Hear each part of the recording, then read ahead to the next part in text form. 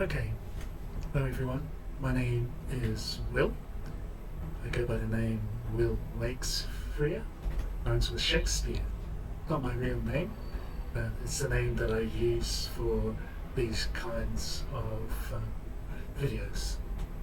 Okay, so the other day I was talking with a friend of mine, of course, in Miracles student, and we were discussing a number of topics related to the course. And because of my background, I was a minister of religion for 25 years. I studied the Bible a lot, but within a very structured religious environment. So because of that background, I would often answer or talk about the ideas coming from A Course in Miracles and relate them to the Bible, particularly to Jesus' words in the Bible. So she asked me if I could do a short video explaining basically what the Bible was about. Kind of like, what's the Bible story? What's that story all about from the beginning to the end? So that's a big question, because the Bible is quite a large book and there is a lot of content in it. So I've started to do the yes man thing, following Jim Carrey's movie, saying yes. So I said yes, I would produce this video. So before I continue with an explanation of the Bible story, bit of a disclaimer. So there's lots of other videos on YouTube, and they give their version of the Bible story, what the Bible story is about. But in doing so, they give their version of their thought system. So a particular thought system that they have, and they apply that to the video. And some of them are very brief. There was one I saw that was 17 minutes. So I thought that was pretty good. So it can be done. However, I thought for this video I would give my version of the Bible story from end to end. Again, a bit of a disclaimer. My favourite saying, it's all true, only the facts have been altered. So, that's a bit of a cheeky way of disclaiming whenever I say something wrong. So, some of what I say is true, some probably true, close enough, and some might be wrong. So, disclaiming that now, it's all true, only the facts have been altered. The aim is really just to give an overview of the Bible, and everyone listening to this should check out those facts for themselves. So another point to make is that different Bible versions have different numbers of books. So you have the mainstream version that most people read. It's the type of version, the 66 book version, that most will find in a hotel, for example, Gideon Bibles. But there are other versions. The Catholic Bible, for example, has 73 books. So there's a number of additional books, and some of the books that are in the 66 version are extended. So a lot of additional material and information in the Catholic Bible. And then you have the Ethiopian Bible. It has 83 books. So very, very interesting reading. A lot of additional material. And the interesting thing about the Ethiopian Bible is that it was written down and passed down in a very protected environment. So it was the copying and transmission of the Ethiopian Bible was carried out in the highlands, the mountainous region of Ethiopia.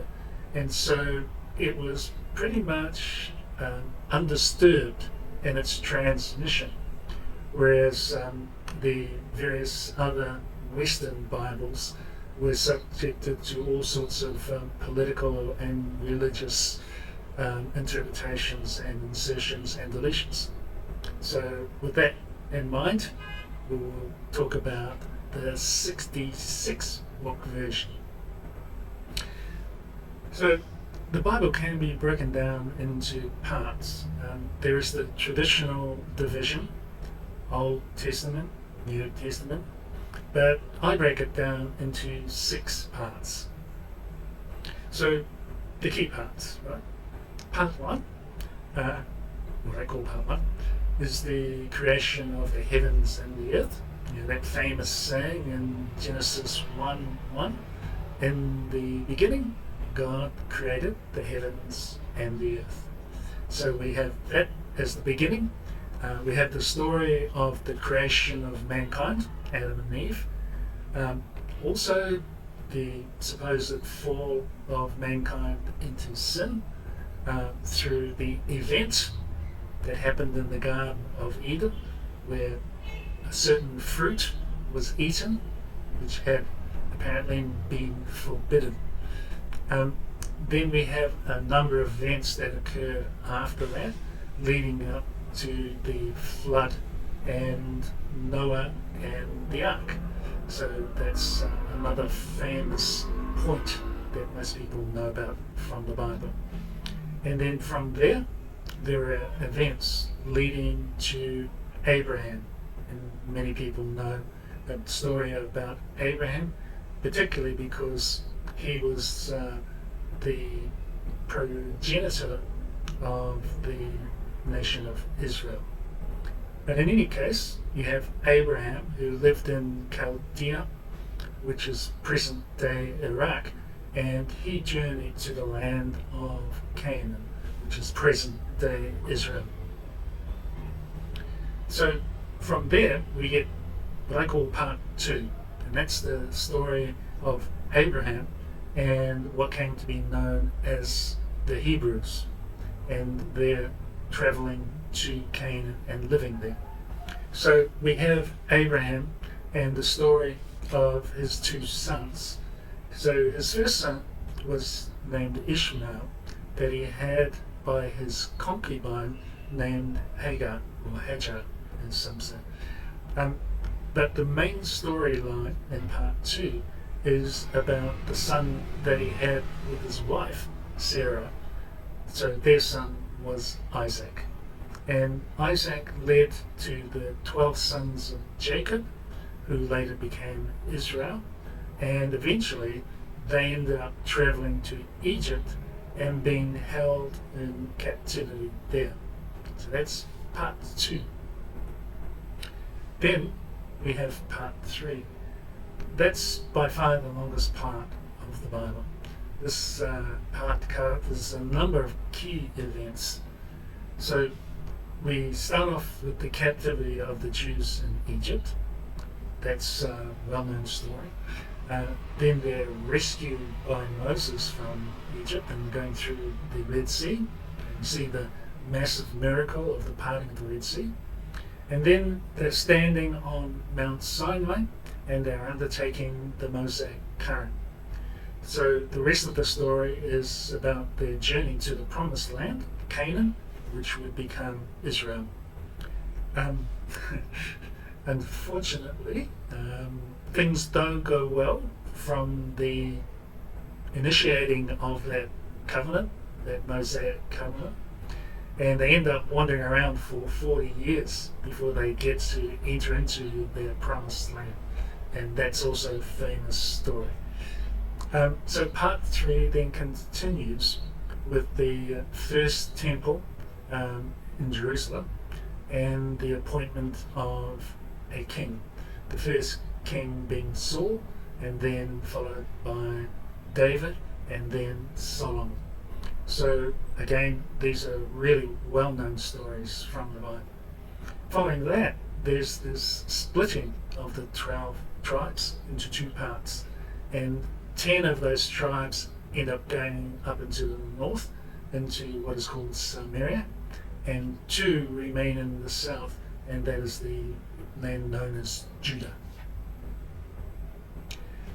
Part 3 carries on with the destruction of the first temple and the Jews being carried off to Babylon, where they are held and kept in captivity.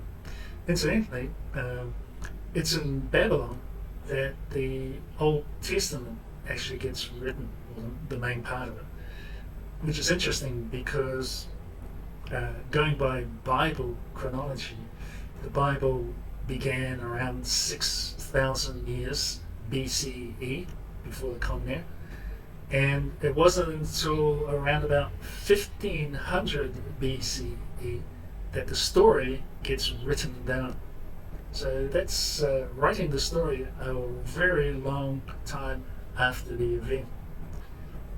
So part 3 continues with the eventual return of the Jews from Babylon and the rebuilding of the second temple. And following that, you have a number of pronouncements of various prophets, including pronouncements coming from when they were in Babylon. So that was Daniel, for example. And so we have these various prophets eventually pointing to and leading to Jesus. So that brings us to part 4. And that's where the Bible shifts into that second major division, which is the New Testament. So part 4 is about the Gospels of Matthew, Mark, Luke, and John. And it is the direct eyewitness accounts and reported testimonies of the Gospel writers. And so the interesting thing to note about this part is that Matthew and John were the only eyewitnesses to the events that occurred with Jesus. Mark and Luke wrote later and were second-hand testimony. For example, Mark was writing mostly about Peter and what Peter had seen, and Luke was writing about what Paul told him. So he was a contemporary of Paul.